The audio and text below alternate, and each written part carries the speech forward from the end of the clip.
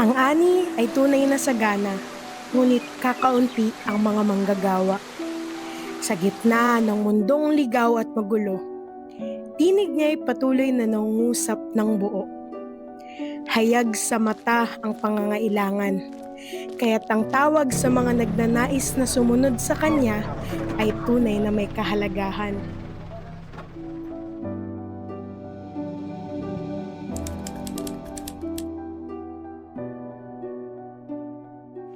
Sa nag-iisang Diyos na makapangyarihan, isang mahina at maliit na oo ay kaya niyang kasangkapanin. Isang oo na katugunan sa kanyang pagiging karapat-dapat. Si Kristo ang siyang una at nag-iisang nag-alay ng kanyang buhay para sa atin, ang karapat-dapat sundin at mahalin at pag-alayan ng oo natin. Big factor talaga why I was here, yung prayer time with the Lord, yung communion with the Lord, kasi I was really asking the Lord what's His plan for me. When I came here, nagkaroon ako ng desire to serve here in Sulu. That's why my prayer before the Lord, kung maging doctor na ako, if it's your will, bring me back here to serve the people. And I thank God because natupad yan. Yung leading din ni Lord na to reach out din. Humayo kayo, gawin ninyong alagad ko ang mga tao sa lahat ng mga bansa. Tagubilin na isinilang mula sa pag-ibig, hindi isang paanyaya lamang, kundi misyon ng kanyang kaharian, pamumuhay ng isang sumusunod sa kanya ng lubusan. Be filled by Him and gamitin kanya sa expansion of His kingdom. And yeah, being Christ-like. If you have the characteristic ni Jesus, I think it would flow already yung fruit of the Spirit, and makikita yon ng mga tao sa paligid natin.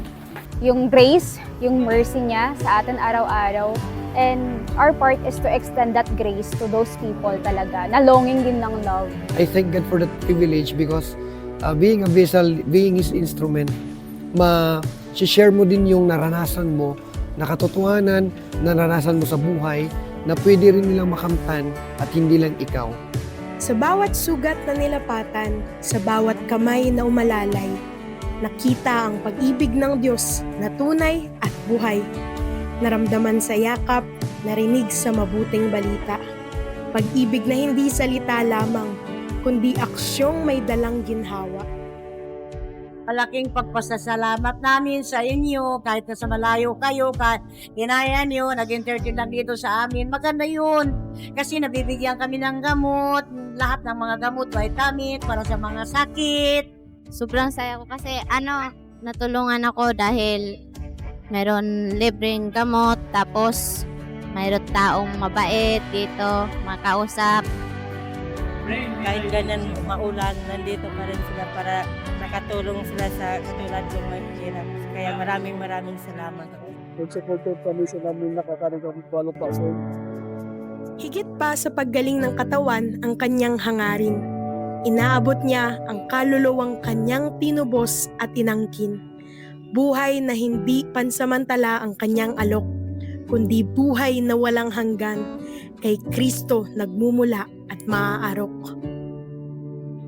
Ang mensahe ni Jesus ay pag-ibig. Pag-ibig na lumapit, nag-alay at nagligtas. Hindi niya nais na may mapahamak, kundi ang lahat ay makakilala sa Kanya at makaranas ng Kanyang pag-ibig at ng buhay na walang hanggang kasama siya. So that people would know that He has a great plan for every tribe and every nation to be part of His family. He loves, from the start na He created the humanity, He has the plan already to be part, everyone, to His family, and may paranas yung pagmamahal niya sa kanila. Let us share the love of God that can give life to people, especially that the people here, if you can see them, gutom na gutom talaga sila and uhaw na uhaw sa katotohanan, and they are very open. Let us respond to the calling, to the Great Commission talaga, na gusto ng Panginoon na lahat makakarinig bago siya darating, bago siya babalik, until all have heard. Mapalad ang mga paa ng mga nagdadala ng mabuting balita. Ipinapadala hindi para sa sariling pangalan, kundi para sa Kanya.